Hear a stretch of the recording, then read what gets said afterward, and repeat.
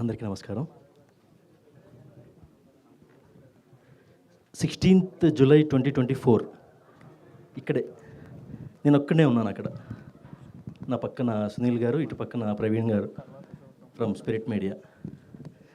బయట హీరో గారు వెయిట్ చేస్తున్నారు రిజల్ట్స్ కోసం. 2 years బ్యాక్ ఎగ్జాక్ట్లీ మూవీ చూసిన తర్వాత స్టార్ కాస్ట్ క్రూ అంతా వెయిట్ చేస్తున్నారు బయట. అప్పుడెప్పుడు సాగర్ సంగమంకి కళ్ళలోంచి నీళ్ళు వచ్చినాయి. దాని తర్వాత రుద్రవీణకి కొంచెం చెమ్మగిలినాయి కళ్ళు. ఈ సినిమాకి 2-3 సార్లు ఖర్చు వెతుక్కున్న. ఆ రోజు అన్లక్కీగా ఖర్చు తెచ్చుకోలేదు. తర్వాత బయటికి వెళ్ళిన తర్వాత నివేత గారు కనిపించారు, విశ్వ గారు కనిపించారు, డైరెక్టర్ గారు కనిపించారు.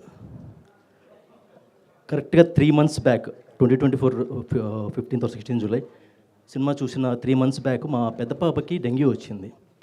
డెంగ్యూ వచ్చి హిందీలో 38.5 వచ్చింది. స్కూల్లో పిలిపించి క్లాస్ రూమ్లో విడిగా మాట్లాడారు. మళ్ళీ రాయాలి సార్ ఎగ్జామ్ అది ఇది అని చెప్పారు.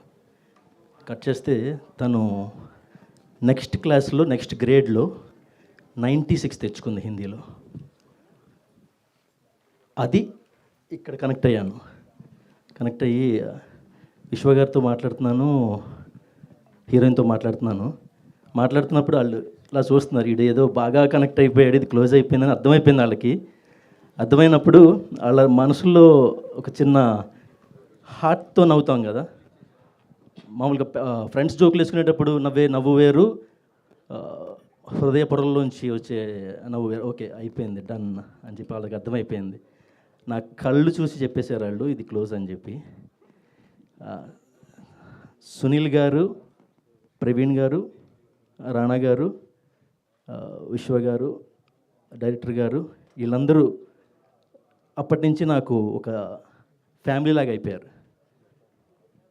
ఎంత కనెక్ట్ అయ్యారంటే నేను సెకండ్ టైం కూడా ఈ సినిమా ప్రివ్యూ చేస్తున్నప్పుడు నేను ఫస్ట్ టైం నేను ఒక్కడనే వచ్చాను కదండి, ఈసారి ఫ్యామిలీతో వస్తాను అని చెప్పాను. ఇది ఇంతకుముందు ఫంక్షన్లో కూడా చెప్పినట్టున్నాను. అప్పుడు ఫ్యామిలీతో వచ్చాను. ఫ్యామిలీతో వచ్చినప్పుడు నివేత గారు పేపర్స్ వెనక దాచుకుని తలుపు తీసి విశ్వ గారి దగ్గరికి వస్తారు.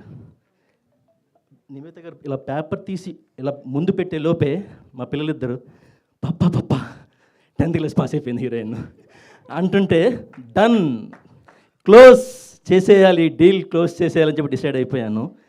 థియేటర్లో ఒక్కళ్ళి సినిమా చూసి డీల్ క్లోజ్ చేయడం చాలా కష్టం అండి. మీరు అనుకుంటారు ఓటీటీ ప్లాట్ఫామ్స్ అంటే ఒక సినిమా చూసేస్తాడు, గబగబా ఏదో క్యాలిక్యులేషన్ చేసేసుకుంటాడు, ఆర్పు అంటాడు, ఆర్ఓఐ అంటాడు, రెవెన్యూ అంటాడు, సబ్స్క్రిప్షన్స్ అంటాడు అని చెప్పి ఏదో మ్యాథమెటిక్స్ లాజిక్స్ చూసుకుంటారు అనుకుంటారు.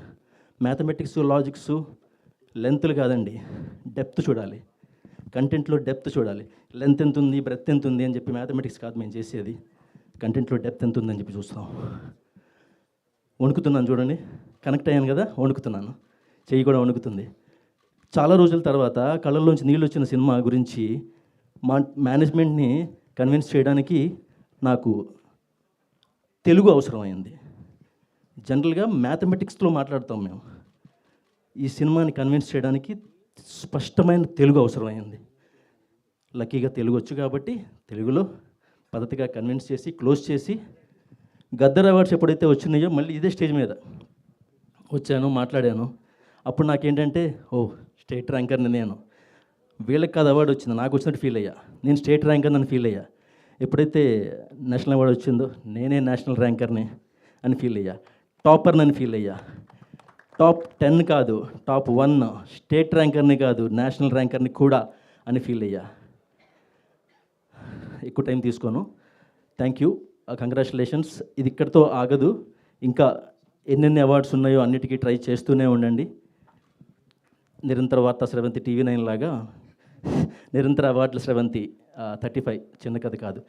చాలామంది 35 చిన్న కథ కాదు అంటున్నారు, 35 చిన్న కథ కాదు అంటే ఇంకా తెలుగుతనం బాగుంటుంది. Thank you very much.